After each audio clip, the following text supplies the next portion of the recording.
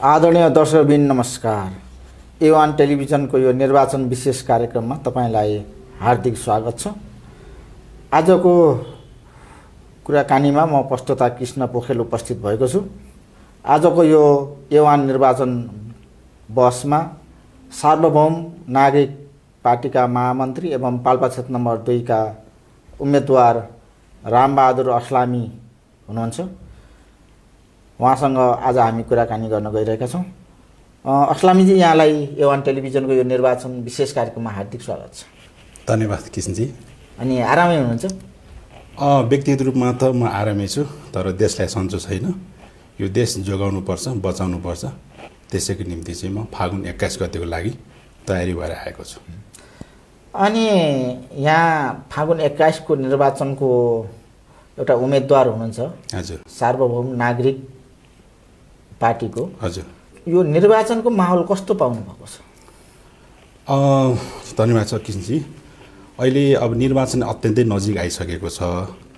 अब हामी उम्मेदवारहरू घर दैलोमा छौँ। यद्यपि म पनि अहिले घर दैलोबाट नै यहाँ तपाईँसँग आएको छु र म जहाँ पुगेँ अहिले पाल्पा क्षेत्र नम्बर 2 को जुन 44वटा वडा छ र 4वटा पालिका र एउटा नगरपालिका छ, जुन ठाउँमा म पुगेँ त्यो ठाउँमा पुग्दाखेरि आम मतदाताजीहरू, विशेष गरी ग्रामीण भेगका मतदाताजीहरूमा यो निर्वाचनको जुन खालको चाहिँ छलफल हुनुपर्ने थियो त्यो त्यति चाहिँ मैले पाएको छैन। र जो अलि सहर केन्द्रित, जो अलिक शिक्षित हुनुहुन्छ होइन, अलिक सचेत हुनुहुन्छ, उहाँहरूमा केही चुनावी माहौल चाहिँ आएको छ देखिन्छ। तर समग्रमा चाहिँ यो फागुन 21 गते खास के को लागि चाहिँ निर्वाचन हुँदैछ भन्ने कुरा आम मतदाताजीहरू चाहिँ अनभिज्ञ भएको जस्तो मलाई लाग्दछ। त्यसो भएको हुँदाखेरि हामीलाई एउटा के आशंका भइरहेको छ भने फेरि घुमाइ फिरे रुम्जाटार भने जस्तै कतै पुरानो दलले चाहिँ यो खालको चाहिँ एउटा परिपञ्च अथवा यो वातावरण सिर्जना त गरेका होइनन् भन्ने पनि लागिरहेको छ। त्यसो भए म आम मतदाताजीहरूलाई चुनाव आउन अब लगभग 11 दिन बाँकी छ होइन, हामी गर्दै हिँड्नलाई अब करिब 1 हप्ता मात्रै बाँकी छ। त्यसो भएको हुँदाखेरि आम सचेत मतदाताजीहरूलाई अब चुनावको चाहिँ माहौल र गहिराई बुझ्नको लागि म आग्रह अनुरोध गर्न चाहन्छु। जस्तो यहाँ मतदाताको घर दैलोमा पुग्नुभयो। हजुर। मतदाताको घर दैलोमा पुग्दै गर्दाखेरि पाल्पाली जनताका समस्याहरू के कस्तो पाउनुभयो? अहिले म निर्वाचनको जुन खालको चाहिँ यो परिवेशमा चाहिँ जनताको घर दैलोमा पुग्दाखेरि होइन, वास्तवमा नेपाली जनताहरू, विशेष गरी पाल्पाली जनताहरू पनि धेरै दुःख कष्ट भएको अवस्था देखिन्छ। यद्यपि 21औं शताब्दी एउटा डिजिटलको युगमा भए तापनि होइन, हाम्रा धेरै स्रोत साधनहरू पूर्वाधारहरू बन्न बाँकी नै छन्। त्यसपछि आम जनजीविकाहरूले चाहिँ भोग्नु परेको एक खालको पीडा त्यो छँदैछ भने अर्को चाहिँ तर्फ के देखिन्छ भने म जति ठाउँमा गएँ अहिले विकासको नाममा चाहिँ अत्यधिक चाहिँ बजेटहरू खनाइएको छ। जस्तै मैले यो नुवाकोटको चाहिँ डबली देखेँ होइन, विभिन्न चाहिँ हाम्रा भौतिक संरचनाहरू बनेका छन्। ती चिजहरू हेर्दाखेरि मलाई चाहिँ साह्रै चाहिँ एउटा चाहिँ यो हाम्रो जनप्रतिनिधिले कसरी बजेट खनाइरहेका रहेछन् होइन। आज ती सबै चाहिँ तपाईँको भवनहरू होइन अहिले चाहिँ सुचारू छैनन्, सञ्चालनमा छैनन्। त्यो एउटा चाहिँ अब 4 को चाहिँ एउटा चाहिँ कसिङ्गर भएर बसेको छ। कतिपय ठाउँमा भ्यू टावरको कन्सेप्ट ल्याइएका छन् होइन, कतिपय ठाउँमा बाटाघाटा खोलिएका छन् तर त्यो पूर्ण भएको छैन। यस्तो खालको व्यतिथि देख्दाखेरि त वास्तवमा पाल्पालीले मात्र नै सिङ्गो नेपालले नै साह्रै नै दुःख भोगिरहेको छ कि भन्ने हामी सहजै अनुमानलाई लगाउन सक्छौँ। किन यसरी जथाभावी रूपमा विकास निर्माणका कामहरू भइरहे जस्तो लाग्छ तपाईँलाई? यो नेपालको जुन खालको संसदीय प्रणाली छ, जसरी हाम्रा चाहिँ जनप्रतिनिधि त्यहाँ पुगेका छन् होइन, उहाँहरूको चाहिँ वास्तवमा नेपाललाई एउटा चाहिँ समृद्धिको तर्फ लैजानको लागि उहाँहरूसँग चाहिँ खास वेल चाहिँ तपाईँको चाहिँ के भन्छ रोड म्याप छैन होइन। त्यसले गर्दाखेरि उहाँहरूले चाहिँ के छ भन्दाखेरि आफ्नो कार्यकर्तालाई कसरी चाहिँ सेफ ल्यान्डिङ गर्ने होइन, आफ्नो कार्यकर्तालाई कसरी भरण पोषण गर्ने त्यो खालको मानसिकताले गर्दाखेरि धेरै पूर्वाधारहरू चाहिँ बनेका छैनन् होइन। कतिपय ठाउँमा बन्दै गरेका छन् भने कतिपय ठाउँमा चाहिँ यस्तै खालको अनियमितताको कारणले गर्दा रोकिएका छन् र केही बनेका त्यस्ता भवनहरू विकासका त्यस्ता योजनाहरू चाहिँ के छन् भन्दा अहिले चाहिँ त्यो उपयोग नभएर चाहिँ एउटा जीर्ण रूपमा अवस्थामा जाने स्थिति देखिएको छ। त्यसले गर्दाखेरि म आम अब उम्मेदवारलाई भन्दा पनि अब आम जनताहरू सचेत हुनुपर्छ कि मेरो ठाउँमा चाहिँ यो खालको विकास हुँदै गर्दाखेरि होइन, यसको चाहिँ पुँजी लागत कति हो होइन, यसमा चाहिँ कस्ता खालका चाहिँ अब चाहिँ योजनाहरू जोडिएका छन्, यी सबै कुरा अध्ययन चाहिँ अब आम नागरिकले पनि चासो चिन्ता देखाउनुपर्छ जस्तो लाग्दछ मलाई। जस्तो अब यहाँले जुन मतदाताको घर घरमा पुग्नुभयो त्यो मतदाताले राखेका जिज्ञासा समस्यालाई समाधान गर्नको लागि यहाँका एजेन्डाहरू के छन्? अहिले चाहिँ विशेष गरेर यो हामी अत्यन्तै सङ्कटको घडीमा चाहिँ तपाईँलाई थाहा नै छ भदौ 23 र 24 गते जुन खालको चाहिँ घटना हामीले चाहिँ देख्यौँ होइन, नेपालको चाहिँ न्यायपालिका व्यवस्थापिका होइन कार्यपालिका चिजहरू ध्वस्त भएका छन्। यस्तो सङ्कटको घडीमा आएको हुँदा सबभन्दा पहिले त हामीले मुलुकलाई चाहिँ एउटा राष्ट्रिय स्वाधीनता जोगाउनु निम्ति हामीले एउटा निकास दिनुपर्छ। अहिले हाम्रो चाहिँ के छ भन्दाखेरि निर्वाचित जनप्रतिनिधिहरू छैनन् होइन, त्यसले गर्दाखेरि हामीले यो सङ्कटको घडीमा सबभन्दा पहिले विकासको कुरा पनि छन्, जोडिएका छन् होइन, तर अहिले चाहिँ मुलुकलाई एउटा निकास दिने चाहिँ हाम्रो प्रमुख एउटा चाहिँ हाम्रो चाहिँ दायित्व हो होइन। हरेक नेपाली त्यो एङ्गलबाट सोच्नुपर्छ जस्तो लाग्छ। र अर्को कुरो चाहिँ आम जनताका जस्तै शिक्षाको कुराहरू, स्वास्थ्यको कुराहरू होइन, र रोजगारको कुराहरू होइन, उद्योगको कुराहरू, कृषिको कुरा, यी कुराहरू त होइन आम सबैले भन्ने कुरा नै हो। तर अहिले सङ्कटको घडीमा चाहिँ मुलुकलाई कसरी निकास दिने हो, हामीलाई अझै निर्वाचनपछि पनि फेरि मुलुक फेरि अस्थिरता तब जाने हो कि भन्ने त्यो आशंका पनि पैदा भइरहेको छ। निर्वाचन हुन्छ, हामी निर्वाचनको सङ्घारमा छौँ र निर्वाचन हुन्छ कि हुन्न भन्ने पनि आशंका पैदा भइरहेको छ। तपाईँले हिजो पनि देख्नुभयो होला होइन, विभिन्न अब यत्रो 10 दिनको समय बाँकी रहँदा पनि अझै पनि निर्वाचन हुन्छ कि हुँदैन भन्ने आशंका छ। अहिले कहीँ कतै त्यस्ता देखेछन्, तर म त निर्वाचन हुनुपर्छ भन्ने मान्यताका साथ चाहिँ होइन जेएनजी आन्दोलनपछि मुलुकलाई एउटा निकास दिनुपर्छ, मुलुकलाई एउटा समृद्धितर्फ लैजानको निम्ति हामीले एउटा चाहिँ निकास दिनुपर्छ भनेर नै यी सबै कुरा बुझेर नै जेएनजीपछि दल दर्ता गरेर त्यही दलको नामबाट चाहिँ अहिले म पाल्पा क्षेत्र 9 देखि उम्मेदवार पनि भएर आएको छु र हामी जसरी पनि चाहिँ निर्वाचन हुनुपर्छ भन्ने पक्षमै छौँ। जस्तो अहिलेसम्म रामबहादुर अस्लामीलाई एउटा सर्वसाधारण नागरिकको रूपमा आम पाल्पाली जनताले चिनेका थिए। अहिले तपाईँ सार्वभौम नागरिक पार्टीको केन्द्रीय महामन्त्री पनि हुनुहुन्छ। यो सार्वभौम नागरिक पार्टी भनेको कस्तो पार्टी हो? अब यहाँले सही प्रश्न उठाउनु भयो होइन। अब जस्तै हामीले भदौ 23 र 24 को जुन जेएनजीको विद्रोह र चाहिँ आन्दोलन देख्यौँ होइन, जसले गर्दाखेरि हाम्रो मुलुकको 3वटा चाहिँ पालिका ध्वस्त भयो होइन, र मुलुकको जुन खालको चाहिँ एउटा चाहिँ निर्वाचित जनप्रतिनिधि थिए उहाँहरूले चाहिँ आफ्नो संसद पद छोड्नु पर्यो होइन। यस्तो व्यथिति देख्दाखेरि वास्तवमा हाम्रो नेपालको राजनीति चाहिँ कतातर्फ गइरहेको रहेछ भन्दाखेरि हामीले हाम्रो बुझाइ के रह्यो भन्दाखेरि हाम्रो दर्शन नै फेल रहेछ, असफल भयो हाम्रा दर्शनहरू। जसले चाहिँ जुन दर्शन बोक्नु भएको छ होइन, त्यो दर्शन चाहिँ नेपालको लागि, नेपालको हावापानी, नेपाली जनताको लागि र नेपालको विविधता जुन खालको छ त्यो साउँदो भएन, त्यो असफल भयो। त्यसको निम्ति चाहिँ हामीले चाहिँ अब वेस्टर्न फिलोसफीबाट होइन कि इस्टर्न फिलोसफी, त्यो पनि सेन्टिस्ट आइडियोलोजी र त्यो पनि सिटिजनिज्म भनेको चाहिँ नागरिक तन्त्र अबको चाहिँ युगमा चाहिँ चाहिन्छ। जस्तै हिजोको दिनमा चाहिँ राजाको पालामा चाहिँ प्रजा थिए होइन, त्यसरी राणाको पालामा चाहिँ रैदी थिए, बहुदलको पालामा जनता भयो। र यो जेएनजी आन्दोलनपछि जुन खालको चाहिँ एउटा चाहिँ परिवर्तन आएको छ, यो जनतापछि चाहिँ नागरिक बनाउने चाहिँ एउटा चरण हो। र हामीले परिकल्पना गरेको नि अब नागरिकलाई पनि सार्वभौम नागरिक बनाउनु पर्छ, त्यसैले हामीले चाहिँ पार्टीको नाम पनि सार्वभौम नागरिक पार्टी भनेर चयन गर्यौँ। जस्तो यहाँले भन्नुभयो एउटा पश्चिमा दर्शनबाट भन्दा पनि हाम्रो पार्टी पूर्वीय दर्शनबाट गाइडेड छ होइन, त्यो अनुसारको क्रियाकलाप गतिविधि गर्छ भन्नुभयो। तर हेर्दाखेरि त तपाईँका घोषणापत्र, तपाईँका विचार सिद्धान्तहरूलाई त्यति जनताले पत्ता लगाउनु जस्तो छ? पक्कै पनि सुरुको दिनमा होइन मान्छेलाई चाहिँ एउटा चाहिँ यो वातावरणले पनि होइन एउटा चाहिँ अलिकता चाहिँ पुरानो वातावरण च्यापेको हुँदाखेरि नयाँ चिज आउँदाखेरि मान्छेलाई चाहिँ अप्ठ्यारो अथवा नसुनेको नबुझेको जस्तो लाग्छ। तर हामीले विगतको 70 दशकलाई फर्केर हेऱ्यौँ भने होइन, 7 दशकलाई फर्केर हेऱ्यौँ भने प्रष्ट बुझ्न सकिन्छ कि यो देशको चाहिँ स्थिति चाहिँ कहाँ छ। आज हेर्नुहोस् त, हरेक नेपालीको थाप्लोमा 1 लाखभन्दा धेरै ऋण छ होइन। मुलुकको चाहिँ जुन खालको चाहिँ हिजोको दिनमा चाहिँ जुन खालको कल कारखाना थियो, उद्योग धन्दा थिए, आज ती सबै चाहिँ बन्द भएका छन् होइन। केही निजी रूपमा आएका छन्, ती पनि चाहिँ मुलुकको चाहिँ एउटा चाहिँ हाम्रा चाहिँ युवाहरूलाई चाहिँ रोजगार दिन सक्ने उनीसँग क्षमता छैन। त्यहाँदेखि यी सबै चिज हेर्दाखेरि वास्तवमा वेस्टर्न फिलोसफी अर्थात् पश्चिमा दर्शनले मुलुकलाई खाएको हुँदाखेरि यसको विकल्पमा चाहिँ अब नयाँ चिज ल्याउनुपर्छ, नयाँ चिज चाहिन्छ भन्ने कुरा मलाई लाग्दछ।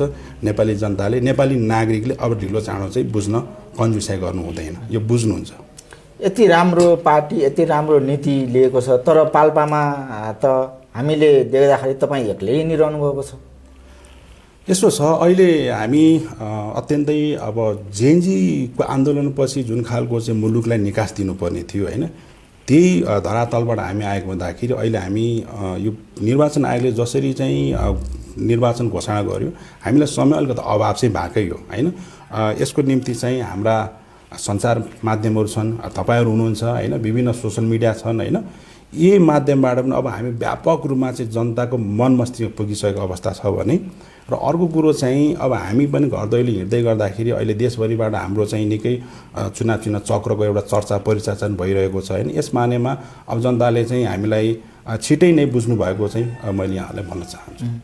नयाँ पार्टी, नयाँ व्यक्ति, अनि मतदाताले के भन्छन् त? म जहाँ पुगेँ त्यहाँ मतदाताज्यूहरूले चाहिँ अत्यन्तै चाहिँ एउटा चाहिँ सकारात्मक चाहिँ उहाँहरूले शुभेच्छा प्रकट गर्नुभएको छ। पहिलो कुरो त आजसम्मको दलहरूले मुलुकलाई जुन दिशातर्फ लगे नि त्यसको विकल्पमा तपाईँहरू आउनु भएको छ, उहाँहरूले हामीलाई स्वागत गर्नुभएको छ। र अर्को जेएनजी आन्दोलनपछि जुन खालको विचार र सोच लिएर हामी त्यसमा पनि मतदाताहरूले हामीले स्वागत गर्ने अवस्था छ। र दलहरूले जुन खालको चाहिँ हिजोको दिनमा चाहिँ उहाँहरूले चाहिँ मुलुकलाई चाहिँ एउटा चाहिँ व्यथितिको जुन चङ्गलमा राख्नुभयो नि त्यसको विकल्पमा हामी आएको भन्दाखेरि मतदाताहरू जो सचेत हुनुहुन्छ उहाँहरू त अत्यन्तै उत्साहित हुनुहुन्छ है। म अझै पनि भन्न चाहन्छु कि अब जसले चाहिँ हाम्रो कुरा सुन्नु भएको छ यही मिडिया मार्फत चाहिँ अब मतदाताले सुनेर अब चाहिँ परिवर्तनको निम्ति आफ्नो मत अब दुरुपयोग नगरी सही ठाउँमा चाहिँ अब आम मतदाताहरूले चाहिँ अब भोट गर्नुहुनेछ भन्ने पनि मैले त्यो शुभेच्छा पाएको छु। त्यो खालको वातावरण बन्दै गएको कुराहरू म यहाँहरू मार्फत जानकारी गराउन चाहन्छु। यो अवस्थामा तपाईँले चुनाव जित्ने आधारहरू के छन् त पाल्पामा? अब पहिलो कुरो चाहिँ सबभन्दा पहिला त म यही भूगोल यहीको रैथाने एउटा चाहिँ युवा भएको हुँदाखेरि होइन, म आफै पनि यो भूगोलसँग एकदम चिरपछि व्यक्तित्व हो। लामो समय चाहिँ म भ्रष्टाचार विरुद्ध अभियानमा जोडिएको एउटा अभियन्ता पनि हो। म लामो समय चाहिँ एउटा चाहिँ पहिचानको चाहिँ जुझारु एउटा योद्धा पनि हो होइन। म चाहिँ विशेष गरेर चाहिँ आदिवासी जनजातिमा पनि पहिलो एउटा चाहिँ जनसङ्ख्या हिसाबले ठुलो एउटा समुदाय भने मगर समुदायको म मगर युवा सङ्घको केन्द्रीय महासचिव हो होइन। र सँगसँगै यो पाल्पा क्षेत्रबाट म निर्वाचित हुनको निम्ति जुन खालको चाहिँ मैले चाहिँ योजनाहरू चाहिँ हाम्रो घोषणा पत्र मार्फत चाहिँ सार्वजनिक गरेको छु। र मेरो एउटा चाहिँ अझ मेरो व्यक्तिगत एउटा चाहिँ घोषणा के छ भने चाहिँ गाउँ फर्क अभियान भन्ने छ। यो यसले चाहिँ के जोड्न खोजेको भने अहिले जति पनि हाम्रा युवाहरू विदेश पलायन हुनुभएको छ, विदेश हुने चाहिँ नेपाल फर्किनु पर्यो, जो सहर केन्द्रित हुनुभएको छ उहाँहरू गाउँ फर्किनु पर्यो होइन। यसले गर्दाखेरि यो चाहिँ स्लोगनले गर्दा पनि आम युवाहरूले आम जनताहरूले चाहिँ मलाई चाहिँ जिताउनुहुन्छ भन्ने लाग्छ। र अर्को कुरो चाहिँ के छ भने पाल्पामा विशेष गरी जुन खालको स्रोत साधन र सम्भावनाहरू छन् नि ती चिजहरू आजसम्मको जनप्रतिनिधिले चिन्न सकेनन्। हेर्नुहोस् त आज पाल्पा विशेष गरी यो अहिले तपाईँलाई म तानसेनबाट चाहिँ अन्तर्वार्ता दिइरहँदाखेरि हाम्रो तानसेनलाई चिनाउन निम्ति चाहिँ हामीले एउटा ठुलो होर्डिङ बोर्ड बनाएका छौँ। कि हामीले तानसेनलाई चिनाउने एउटा होर्डिङ बोर्डले हो त? पक्कै होइन। किनभने यो भित्र रहेको सांस्कृतिक सम्पदा, पर्यटनको कुराहरू होइन, यहाँको रैथाने उत्पादनहरू, यी चिजहरू, यहाँको शैक्षिक कुराहरू, स्वास्थ्यको कुराहरूले पो हामीले चाहिँ हाम्रो चाहिँ जिल्लालाई चिनाउने हो, हाम्रो क्षेत्रलाई चिनाउने, हाम्रो नगरलाई चिनाउने, हाम्रो पालिकालाई चिनाउने हो। तर आज हेर्नुहोस् त आज तानसेनलाई चिनाउनको लागि चाहिँ होइन झन्डै 1 करोडको बजेटमा चाहिँ होर्डिङ बोर्ड टाँसिएको छ होइन। यो चाहिँ यो खालको चाहिँ चिन्तनले चाहिँ मुलुक पनि बन्न सक्दैन र हाम्रो चाहिँ भूगोल पनि बन्न सक्दैन र हाम्रो चाहिँ निर्वाचन क्षेत्र पनि बन्न सक्दैन, हाम्रो नगरपालिका पनि बन्न सक्दैन। त्यसो भए गर्दाखेरि अब मैले चाहिँ यहाँ पाल्पा जुन क्षेत्र नम्बर 2 मा जे चिज देखेको छु, जस्तै हाम्रो मानव उत्पत्तिको पहिलो होइन रामापितेको छ हाम्रै पाल्पा क्षेत्र नम्बर 3 को नदीमा पर्छ होइन, जो चाहिँ तपाईँको सिद्धवाथान नजिक पर्छ। त्यसै गरी यतापट्टि हेर्ने हो भने होइन हाम्रो एउटा विरासत होइन बल्डेङगढीको चाहिँ बलियाङ राजाको पनि लिन सकिन्छ। हाम्रा डाँडाकाँडा हेरौँ त आज पर्यटनको सबै प्रचुर सम्भावना बोकेका क्षेत्रहरू छन् होइन। हाम्रा चाहिँ सांस्कृतिक विश्व सम्पदाको सूचीमा पर्न सक्ने धेरै होइन, हामीले चाहिँ रानीमहलको ताजमहल हेरौँ होइन, यहीँ तानसेनका धेरै त्यस्ता चाहिँ अब सम्पदाहरू छन् होइन। त्यसले गर्दा हामी थुप्रै चिजहरू हामीसँग जल जमिन जङ्गल हामीसँग छ, पालपालीसँग छ होइन।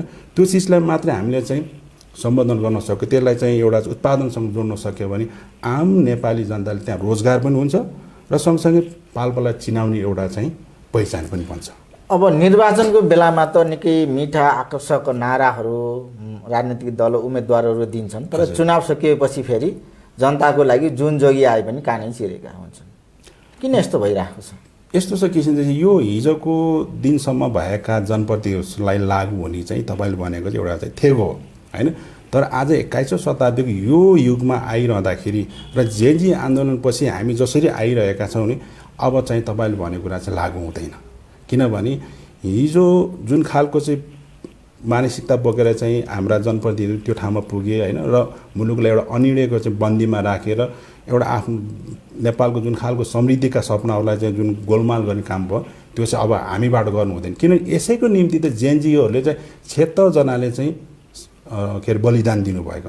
त्यसले हामीले पनि फेरि त्यही घुमाइफिरे रुम्जाटार भने जस्तै हामी पनि पुराना दलहरूले, पुराना चाहिँ हाम्रा चाहिँ नेताहरूले होइन, पुराना चाहिँ हाम्रा चाहिँ के अरे चाहिँ जो निर्वाचित जानु जनप्रतिनिधि उहाँहरूले जस्तै फेरि हामीले पनि त्यही गऱ्यो भने त पक्कै पनि जनताले फेरि हामीलाई माफ गर्नेवाला छैन।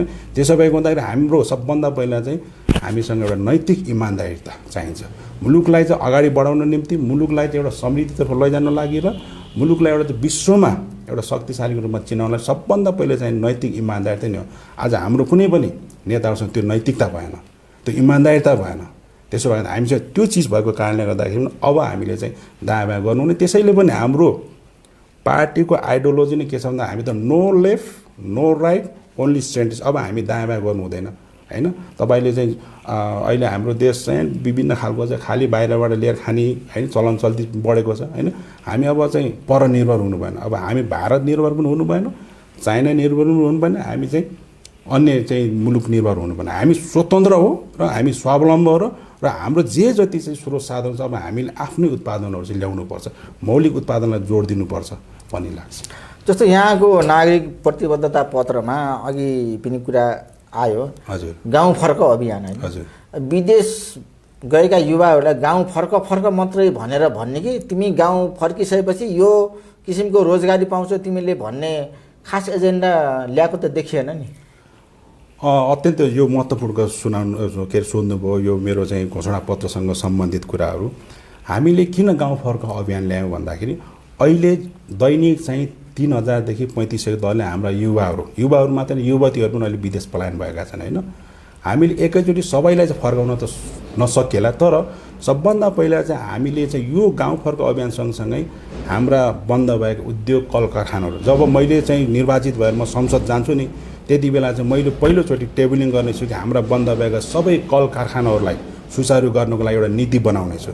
त्यसपछि चाहिँ पञ्चायती कालदेखि चाहिँ हालसम्म होइन जो चाहिँ भ्रष्टाचार, जो चाहिँ उच्च पदस्थमा बस्नु भएको छ नि उहाँहरूको चाहिँ सम्पत्ति छानबिन गर्ने र जो भ्रष्टाचार चाहिँ करार हुन्छन्, ठहरिन्छन्, तिनका सम्पत्ति चाहिँ राष्ट्रियकरण गरेर चाहिँ मुलुकको चाहिँ एउटा चाहिँ कृषि क्रान्तितर्फ, औद्योगिक क्रान्तितर्फ चाहिँ हामीले त्यो त्यहाँ चाहिँ इम्प्लिमेन्टेसन गर्छौँ। अनि तत्पश्चात चाहिँ जुन खालको रोजगारको सिर्जना हुन्छ बिस्तारै चाहिँ सबै चाहिँ हाम्रा युवाहरू चाहिँ अब गाउँ फर्किने होइन घर फर्किने अभियान चाहिँ त्यसरी सुरुवात हुन्छ।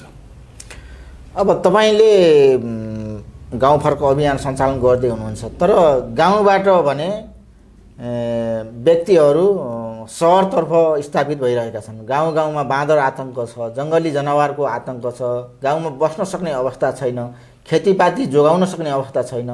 यस विषयमा तपाईँले तपाईँको नागरिक सार्वभौम नागरिक पार्टीले के सोचेको छ, के एजेन्डा छन्?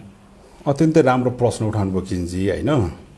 हामीले पनि 2072 संविधान जारी भइसकेपछि होइन मुलुकमा ठुलो एउटा परिवर्तन हुन्छ भन्ने हामीले एउटा चाहिँ अपेक्षा गरेका थियौँ होइन, आशा गरेका थियौँ। तर चाहिँ झन्डै 1 दशक बित्यो होइन, तर परिवर्तन हुन सकेन होइन। गाउँमा हाम्रो चाहिँ बाटोघाटो त पुग्यो, तर आज गाउँ सुनसान छन् होइन। गाउँमा चाहिँ रोजगार छैन, गाउँमा चाहिँ उत्पादन छैन, गाउँका चाहिँ उर्वर चाहिँ भूमिहरू चाहिँ बाँझो पल्टिएका छन्। किन त्यस्तो भयो त भन्दाखेरि मुलुकको अर्थतन्त्र होइन, मुलुकको जुन खालको चाहिँ गाउँलाई चाहिँ एउटा चाहिँ गाउँलाई एउटा बनाउने नीति हुन्छ नि त्यो चाहिँ राज्य स्तरबाट बन्न सकेन। र हामीले परिकल्पना गरेको 3 तहको सरकार, स्थानीय सरकार, प्रदेश सरकार र सङ्घीय सरकारले पनि गाउँलाई चाहिँ फोकस गर्न सकेन। अहिले स्थानीय तहमा जुन खालको बजेट आउँछ नि उहाँहरूले चाहिँ गाउँलाई फोकस, त्यो बजेटले गाउँलाई छोएन के, त्यो बजेटले कसलाई छोयो भन्दा उनका कार्यकर्तालाई पाल्नलाई मात्रै छोयो।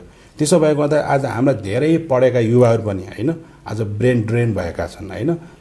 नसक्नेहरू चाहिँ साउदी कतार गएका छन् र केही सक्नेहरू चाहिँ अस्ट्रेलिया अमेरिका ताकेका छन्। त्यसले गर्दाखेरि यस्तो नीति बनाउनु पर्यो कि होइन, त्यसको निम्ति पनि फागुन 21 गते चाहिँ चुनाव चिन्ह चक्रमा मतदान गरेर मलाई जिताउनुहोस् भन्न खोजिरहेको छु। मैले आम जनतासँग मैले त्यो अपिल गरिरहेको छु। किनभने अब हामीले यस्तो नीति बनाउनु पर्यो कि हामीले 1 रुपियाँ पनि भ्रष्टाचार गर्नु हुँदैन। यो मुलुकको निम्ति अब मुलुकको स्वाधीनता र समृद्धिको निम्ति र नयाँ पुस्ताको निम्ति हामीले चाहिँ भ्रष्टाचार गर्नु हुँदैन। पहिलो एउटा राष्ट्रिय सङ्कल्प हामीले त्यो लिनुपर्छ।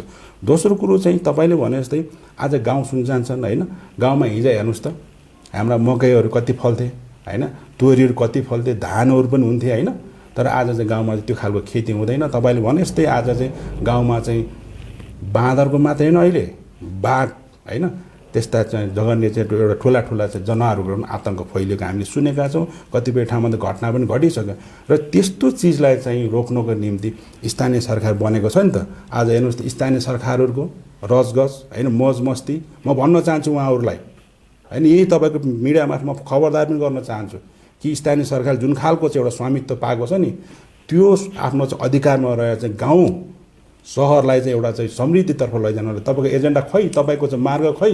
आज बजेट मात्रै तपाईँको हरेक पालिकामा चाहिँ होइन आज करोडौँको चाहिँ बेरोजी छन्, अनियमितता छन् होइन। यही तानसेन नगरपालिकामा करोडौँको चाहिँ अनियमितता चाहिँ बेरोजी छ, हेर्नुहोस् अपचलन छ हेर्नुहोस्। त्यसले यस्तो व्यथिति चाहिँ अब स्थानीय तहबाट रोकिनुपर्छ। एउटा सांसदले मात्रै सबै कुराहरू गर्न सक्दैन। हरेक नागरिक हरेक वडाका जनप्रतिनिधिहरू सचेत हुनुपर्छ, मुलुकप्रति चाहिँ जवाफदेही वफादारी हुनुपर्छ। अनि मात्र चाहिँ तपाईँले भने जस्तो चाहिँ हामीले बिस्तारै समृद्धिको फड्को जान सक्छौँ र किसानले जुन खालको चाहिँ एउटा चाहिँ दुःख भोग्नु भएको छ नि, बिस्तारै चाहिँ त्यो कुराहरू अन्त्य हुँदै जान्छन्। अब कुराकानी गर्दै गर्दाखेरि यो भ्रष्टाचारको अन्त्य गर्नको लागि यहाँका पालिकादेखि वडासम्ममा भएका भ्रष्टाचारका कुराहरूलाई म जितेँ भने मैले त्यसलाई नियन्त्रण गर्छु भन्नुभएको छ। साँच्चै गर्नुहुन्छ पाल्पामा भइरहेको व्यथिति भ्रष्टाचारको नियन्त्रण? 100% होइन कि 1000% यो चिज गर्न सकिन्छ। त्यो चिज गर्नको लागि सबभन्दा पहिला चाहिँ उसको चाहिँ एउटा नैतिकता इमान्दारिता चाहिँ उसँग हुनुपर्छ। आज हेर्नुहोस् त यो मुलुकमा तपाईँले भदौ 23 र 24 गते घटना छ नि, त्यो कुनै चाहिँ राजनीतिक दलले गरेको होइन कि, यो राजनीतिक दलबाट भएका जुन खालको व्यथिति होइन, चरम भ्रष्टाचारको डिग्रीको चाहिँ छुली जुन माथि पुग्यो नि, त्यसको विरुद्धमा भएको। त्यसले हामी त्यसैको जगमा आएको हुँदाखेरि यो चिजलाई रोक्नको निम्ति सबभन्दा पहिला चाहिँ उसको नैतिकता इमान्दार हुनु पर्यो। र अर्को नीतिमै चाहिँ के छन्, हाम्रो चाहिँ खोट छ होइन, हाम्रो कानुनमा चाहिँ छिद्र छन्। त्यसले गर्दा कानुन यस्तो शक्तिशाली बनाउनु पऱ्यो कि भ्रष्टाचारको लागि। आज हेर्नुहोस् अरबौँको भ्रष्टाचार गर्छ होइन, लाखौँको बिगो तिरेर ऊ चाहिँ छुटिरहेको हुन्छ होइन। यस्तो खालको कानुन अब हामीले चाहिँ राखिरहनु हुँदैन।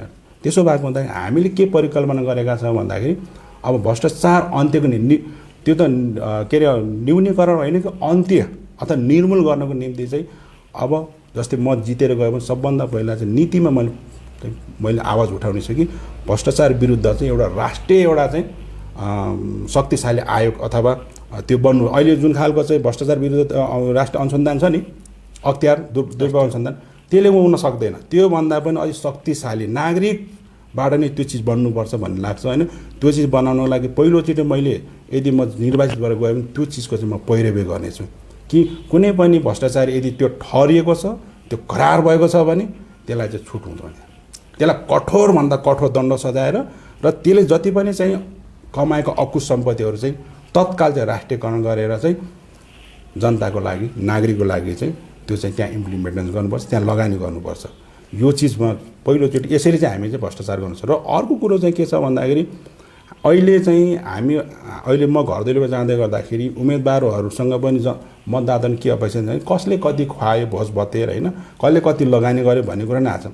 तपाईँहरूलाई म भन्न चाहन्छु मतदाताहरूलाई पनि कि तपाईँहरूले जसरी एउटा उम्मेदवारलाई खबरदारी गरिराख्नु भएको छ, जुन खालको चाहिँ अपेक्षा गरिराख्नु भएको छ नि, त्यो मतदाताले पनि त्यस्तो अपेक्षा राख्नु हुँदैन कि आज एउटा उम्मेदवारबाट तपाईँले केही चिज लिनुभयो भने भोलि जितेर गयो भने त्यसले सबभन्दा पहिला आफ्नो चाहिँ खर्च चाहिँ उठाउन थाल्छ। अनि भ्रष्टाचार फेरि सुरुवात भएन। त्यसले भ्रष्टाचार अन्त्य गर्नको लागि चाहिँ दुवै पक्ष उम्मेदवार पनि र मतदाता पनि सचेत हुनुपर्छ, जागरुक हुनुपर्छ। र देशको निम्ति हामीले चाहिँ एक सुका पनि तलमाथि गर्नु हुँदैन भने त्यो राष्ट्रिय सङ्कल्प, त्यो चेतना चाहिँ हरेक नेपालीसँग हुनुपर्छ, आउनुपर्छ भन्ने अहिले चाहिँ तपाईँसँग बोल्दाखेरि यो म मतदाताहरूलाई पनि म सम्प्रेषण गर्न चाहन्छु। अब हामी कार्यक्रमको अन्त्यतिर आइपुगेका छौँ होइन। अन्त्यमा पाल्पाली मतदाताहरूलाई तपाईँ के भन्न चाहनुहुन्छ? धन्यवाद। म फेरि पनि अन्तिममा विशेष गरेर अहिले म चुनावी घर दैलो अभियानमा छु र जेएनजी आन्दोलनपछि जुन खालको चाहिँ मुलुकमा घटना घट्यो होइन, त्यसपछि त्यसको जगमा चाहिँ एउटा सार्वनागरिक पार्टी बनाएर म यहाँहरूमाझ मत माग्दै हिँड्दै गर्दाखेरि म आम पाल्पाले मतदाताज्यूहरूसँग दुई हात जोडेर चाहिँ म अपिल गर्न चाहन्छु, अनुरोध गर्न चाहन्छु। विशेष गरेर म जेएनजी भाइहरूलाई पनि म अनुरोध गर्न चाहन्छु कि हामी जेएनजीको जगबाट नै आएको हुँदाखेरि जेएनजी भाइहरू तपाईँहरू कहाँ हुनुहुन्छ? निर्वाचन आउनको लागि अब 10-11 दिन मात्रै बाँकी छ। हामी 8 दिन मात्र अब चाहिँ घर दैलोमा छौँ र जेएनजी भाइ बहिनीहरूलाई म चाहिँ तपाईँहरू उठ्नुहोस्, जाग्नुहोस् र बोल्नुहोस् र आफ्नो मत अब कहाँ प्रयोग गर्ने भनेको त्यो विश्लेषण गर्नुहोस्। र अहिले ठुला दलहरूको जुन खालको रवैया छ, अहिले चाहिँ तपाईँको चाहिँ भिडको पछि लाग्ने जुन खालको चाहिँ अब नेपाली परिपाटी बनेको छ, त्यसबाट बस्नुहोस्। र अर्को कुरो चाहिँ म हाम्रा जति पनि चाहिँ पाल्पाली व्यवसायहरू हुनुहुन्छ नि, हेर्नुहोस् त, हिजो हामीले चाहिँ मिनबहादुर गुरुङको चाहिँ भाटबटिन जलेको देखेँ होइन? जब मुलुकको राजनीति बिग्रियो भने के हुँदो रहेछ? त्यसलाई आम चाहिँ म व्यवसाय साथीहरूलाई म अनुरोध गर्न चाहन्छु, यो निर्वाचन भनेको चाहिँ हिजोको जस्तो निर्वाचन होइन। त्यसो भएको हुँदाखेरि म व्यवसाय साथीहरूलाई पनि तपाईँहरू पनि जाग्नुहोस्, उठ्नुहोस् भन्न चाहन्छु। अर्को कुरो चाहिँ पाल्पा स्वाभाविक रूपमा पनि एउटा मगर समुदाय सघन बस्ती हो होइन? यहाँ चाहिँ मगर समुदाय अलिक ठुलो चाहिँ जनसङ्ख्या छ। त्यसले गर्दाखेरि म मगरहरूलाई, मगर समुदायलाई भन्न चाहन्छु कि म मगर युवासँग केन्द्रीय महासचिव हो होइन? अहिले एउटा सङ्घको चाहिँ केन्द्रीय महासचिव चुनावी मैदानमा हिँड्दै गर्दाखेरि होइन, तपाईँहरू कहाँ सुत्नु भएको छ? तपाईँले आफ्नो पहिचानको लागि, आफ्नो भाषा संस्कृतिको लागि जो युवा चाहिँ दिनरात खटेर हिँडिरहेको छ, तपाईँहरू कहाँ हुनुहुन्छ? हेर्नुहोस्, एक हप्ता अब हामी चुनावी घर दैलोमा छौँ र अबको 10 दिनपछि हामी मतदान गर्न जाँदैछौँ भनेपछि तपाईँहरू उठ्नुहोस्, जाग्नुहोस् र आफ्नो अस्तित्व, विशेष गरेर यो पाल्पा क्षेत्र नम्बर 2 बसोबास गर्ने सचेत नागरिकहरूलाई म अपिल गर्न चाहन्छु, आग्रह गर्न चाहन्छु कि यो निर्वाचनमा तपाईँले मत कसलाई दिँदै हुनुहुन्छ? आफूले मत खसाल्नुभन्दा अगाडि चाहिँ 10 चोटि सोच्नुहोस् र तपाईँको नयाँ पुस्ता, आउने पुस्ता, तपाईँको नाति पलातीको बारेमा सोच्नुहोस् र अनि त्यसरी मतदान गर्छ। हामी त्यो सङ्कल्पका साथ आएको हुँदाखेरि विशेष गरेर पाल्पाली मतदाताज्यूहरूलाई म अपिल गर्न चाहन्छु कि यसपालिको निर्वाचनमा चुनाव चिन्ह मैले चक्र, सार्वनागरिक पार्टीको तर्फ चक्र जुन यहाँहरूमा लिएर आएको छु, यो चक्र चिन्हमा मतदान गरेर एउटा युवाको सङ्घर्ष, एउटा युवाको चाहिँ प्रयत्न, एउटा युवाको चाहिँ जुन खालको जोस र आँट, यो जेएनजी आन्दोलनपछि जुन खालको मुलुकमा देखिएको विकराललाई एउटा चाहिँ निराकरण गर्नको लागि र मुलुकलाई समृद्धितर्फ लैजानको निम्ति जुन उत्साह र जोस साहसका साथ आएको छु नि, यो युवाको त्यो साहस र हिम्मतलाई पनि चाहिँ मनन गरेर चुनाव चिन्ह यसपालि फागुन 21 गते चुनाव चिन्ह चक्रमा मतदान गरेर एउटा युवालाई चाहिँ मुलुक नेतृत्व गर्नको लागि चाहिँ पठाउनु हुनेछ भन्ने अपेक्षा लिएको छु। र सँगसँगै अन्तिममा पनि म के जोड्न चाहन्छु भने जसरी सिङ्गापुरलाई चाहिँ एउटा लिक्वानले चाहिँ एउटा समृद्धितर्फ लगे होइन, जसरी मलेसियालाई चाहिँ तपाईँको चाहिँ डाक्टर महावीर मथरले जुन एउटा चाहिँ विकासको फड्कोमा लैजानु भयो, त्यसरी अहिले चाहिँ बुर्किना फासो भन्नेमा जसरी इब्राहिम ताउरे आउनु भएको छ होइन आफ्नो देशको निम्ति, त्यसरी नै म पनि यो देशलाई आजसम्म जसले बन्धक बनाएर राखेँ नि त्यसको विकल्पमा म आएको छु। यसर्थ पनि पाल्पाली मतदाताज्यूहरूले चाहिँ हामी 16 जना उम्मेदवार सबै राम्रा हुनुहुन्छ, राम्रा पनि अति राम्रो म हो कि भन्ने मलाई लागिरहेको छ। यस मानेमा पनि यहाँहरूले त्यसरी बुझेर चाहिँ मतदान गरिदिनलाई म अनुरोध गर्न चाहन्छु, अपिल गर्न चाहन्छु। हस् त, एवान टेलिभिजनलाई समय दिनुभएकोमा सार्वभौम नाग पार्टी पाल्पा क्षेत्र नम्बर 2 का उम्मेदवार रामबहादुर अस्लामीजीलाई धेरै धेरै धन्यवाद दिन चाहन्छु र यहाँलाई विजयको शुभकामना पनि हामी दिन चाहन्छौँ। हस् त, धन्यवाद। धन्यवाद। यहाँले पनि अब एउटा आवाज बिनको आवाज राख्ने जुन अवसर दिनुभयो होइन, समय व्यस्तताको बावजुद पनि स्टुडियोमै बोलाएर जुन खालको चाहिँ एउटा अवसर सुप्रदान गर्नुभयो, यस सन्दर्भमा पनि म सिङ्गो यो एवान टेलिभिजनलाई चाहिँ विशेष धन्यवाद प्रकट गर्न चाहन्छु। आदरणीय दर्शकबिन, यतिन्जेल हामी एवान टेलिभिजनको निर्वाचन विशेषमा थियौँ। अर्को कार्यक्रममा उपस्थित हुने बाचासहित आजको कार्यक्रमबाट एवान टेलिभिजन परिवारसहित म पनि बिदा चाहन्छु। नमस्कार।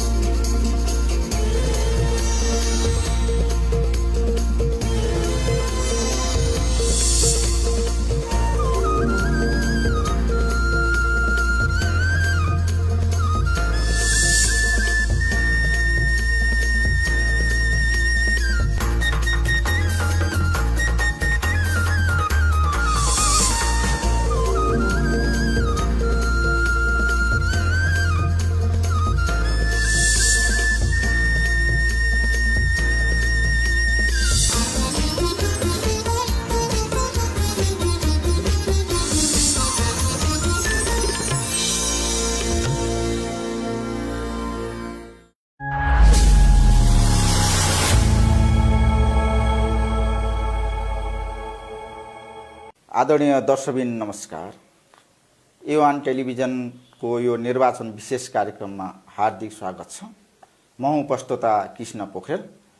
आजको निर्वाचन बहसमा नेपाली काङ्ग्रेस पाल्पाका सभापति एवं पाल्पा क्षेत्र नम्बर 2 का उम्मेदवार हिमाल दत्त श्रेष्ठ हुनुहुन्छ। श्रेष्ठजी, A1 टेलिभिजनको यो निर्वाचन विशेष बहस कार्यक्रममा हार्दिक स्वागत छ। धन्यवाद कृष्णजी। आरामै हुनुहुन्छ? ठिकै छ। कस्तो छ चुनावी माहौल? यहाँ त घर दैलोमा हिँडिराख्नु भएको छ। म भर्खरै टिनाउ रैनादेवी र रिब्दीकोटको सेरोफेरो भ्याएर आएको छु र अत्यन्त उत्साहजनक जनताको अहिले सहभागिता र म प्रतिको जुन रेस्पोन्स मैले पोजिटिभ पाइरहेको छु त्यसले चाहिँ अब यो निर्वाचनलाई जनताले एक्सेप्ट गरेको, जनताले यसलाई चाहिँ यो निर्वाचन मार्फत नयाँ जनादेशको अपेक्षा गरेको महसुस गरेको छु। जस्तो यहाँ माघ 6 गतेदेखि जनताको घर दैलोमा हुनुहुन्छ, टोल बस्ती बस्तीमा पुग्नु भएको छ। घर दैलो गर्दै गर्दा चुनावी माहौल तातिरहेको अवस्थामा जनताका मुख्य समस्या, पाल्पाका मुख्य समस्याहरू के पाउनुभयो? स्वाभाविक रूपमा पाल्पा जिल्लाको क्षेत्र नम्बर 2 केवल सदरमुकाम मात्रै होइन, पाल्पाको विकट ठाउँहरू बल्डिङगढीदेखि लिएर सत्यवतीदेखि लिएर भुवन पोखरीदेखि लिएर यता तपाईँको टिनाउको सत्यवती होइन, तपाईँको चाहिँ अब झुम्सा क्षेत्र लगायत धेरै ठाउँहरू अलिकति विकट रहेको पाटन क्षेत्र पाएको छु र त्यहाँका जनताहरूले अहिले पनि न्यूनतम आवश्यकताहरू नपाएको, कतिपय ठाउँमा अहिले पनि तपाईँको दूरसञ्चारको सेवा अवरुद्ध भएको अवस्था, टेलिकमको सेवा पाइरहेको अवस्था छैन, कतिपय ठाउँमा खानेपानीको समस्या मैले पाइरहेको छु, कतिपय ठाउँमा अत्यन्त बाटोहरू त्यो ग्रेडिङ नमिलेको तपाईँको चाहिँ अवस्था मैले देखेको छु। त्यसकारणले गर्दाखेरि अनि अर्को कुरा के हो त भन्दाखेरि गाउँठाउँमा विशेष गरेर त्यो आय आर्जनसँग जोडिने अवस्था नरहेको, खेतहरू सम्पूर्ण बाँझो रहेको र चाहिँ तपाईँको युवाहरू बरालिरहेको अवस्था, के गर्ने कसो गर्ने भनेर बरालिरहेको अवस्था र कसरी विदेश जाने भन्नेमा मात्रै ध्यान नभएको मैले पाएको छु। जस्तो यहाँले घुम्दा फिर्दा यति धेरै समस्या पाउनुभयो, ती समस्यालाई सम्बोधन गर्ने तपाईँसँग एजेन्डा के छन् त? स्वाभाविक रूपमा यो समस्या आउनुको मेजर कारण भनेको हामीले प्रायोरिटी बेसमा हिजोका बजेटहरू निर्माण, चाहे स्थानीय तहको होस्, चाहे तपाईँको प्रदेशको होस्, चाहे सङ्घीय बजेटहरू निर्माण गर्ने क्रममा हामीले आवश्यकताको आधारमा भन्दा पनि चाहनाको आधारमा बजेटहरू विनियोजन गर्ने जुन परिपाटी रह्यो, व्यथितिहरू रहे, जसको कारणले गर्दाखेरि तपाईँको चाहिँ सुशासन कायम हुन सकेन र जहाँ दूरदराजमा जनतालाई वास्तविक रूपमा राज्य छ है, सरकार छ है भन्ने कुराको महसुस दिनुपर्ने हो, त्यो ठाउँमा नभइकन जहाँ चाहिँ आवश्यकतै छैन ती ठाउँहरूमा बजेट विनियोजन भएको कारणले गर्दाखेरि यो समस्या देखेको मैले छु र म भोलिका दिनमा म निर्वाचित हुँदै गर्दाखेरि यस्ता नीतिगत कुराहरूमा, अब सङ्घीय संसद भनेको नीतिगत निर्णय गर्ने एउटा ठलो भएको हुनाले यस्ता नीतिगत निर्णय मार्फतै कानुन बनाएर भोलिका दिनहरूमा कसैको चाहनाको आधारमा, कसैको लहलहैमा सरकारको राज्यको ढुकुटीको बजेट चाहिँ विनियोजन हुने किसिमको परिपाटीको अन्त्य गर्ने र एउटा चाहिँ के हो त भन्दाखेरि आवश्यकताको आधारमा, प्रायोरिटी बेसिसको आधारमा बजेट विनियोजन गर्ने कुरामा मेरो ध्यान जानेछ भन्ने कुरा यहाँहरूको बिचमा म राख्न चाहन्छु। त्यो खाले कानुन बनाउनेछु भन्ने कुरा यहाँहरूको बिचमा राख्न चाहन्छु। यो जस्तो 2046 सालदेखि अहिलेसम्मको अवस्थामा हेर्दाखेरि नेपालमा प्रमुख मेजर पार्टीहरू नेपाली कङ्ग्रेस, एमाले, माओवादी नै सत्तामा घुमिफिरी गरेको देखिन्छ। यहाँले यो कुरा जुन पाउनुभयो होइन, नियम कानुन बजेटका जुन अपारदर्शी तरिकाले भइरहेको कार्यान्वयनको विषयमा पनि यहाँले कुरा उठाउनुभयो। अब तपाईँले जनता समक्ष प्रस्तुत गरेका एजेन्डाहरूलाई मूर्त रूप दिन, ठोस रूपमा कार्यान्वयन गर्न आर्थिक स्रोतहरू कसरी जुटाउनुहुन्छ र कसरी कार्यान्वयन गर्ने वातावरण बनाउनुहुन्छ? पहिलो कुरा त हेर्नुहोस्, सुशासनै हो होइन। तपाईँको चाहिँ हामीले अब यो तपाईँको चाहिँ राज्य अत्यन्त कमजोर अवस्थामा, आर्थिक अवस्था राज्यको अत्यन्त दयनीय अवस्था रहेको तपाईँहरूले देख्नुभएको छ। त्यसकारण हामीले के हो त भन्दाखेरि उत्पादनमा आधारित रोजगार सिर्जना गर्ने किसिमको होइन, तपाईँको त्यो किसिमको वातावरण क्रिएट गर्ने र राज्यमा कुनै पनि व्यक्तिले तपाईँको ट्याक्सहरू करहरू छली गर्न नपाउने किसिमको र निजी क्षेत्रमा काम गर्नेहरूले दोहोरो कर पनि तिर्न नपर्ने किसिमको तपाईँको चाहिँ कानुन निर्माण गरेर र विभिन्न विदेशी राष्ट्रहरूसँग डोनर राष्ट्रहरूसँग पनि त्यही ढङ्गको प्रायोरिटी बेसिसको आधारमा चाहिँ तपाईँको चाहिँ माग गरेर हामीले चाहिँ बजेटहरू ल्याएर तपाईँको चाहिँ जहाँ आवश्यकताको आधारमा हामीले बजेट विनियोजन गर्दाखेरि वास्तविक जनता पनि लाभान्वित हुन्छ र उत्पादनसँग उनीहरू जोडिन्छन्, रोजगारसँग जोडिन्छन्। उत्पादन र रोजगारसँग जोडिसकेपछि स्वाभाविक रूपमा चलायमान आर्थिक अवस्था चलायमान हुन्छ र आर्थिक अवस्था चलायमान हुनु भनेको राज्यको सबै सेक्टर सबै क्षेत्र चाहिँ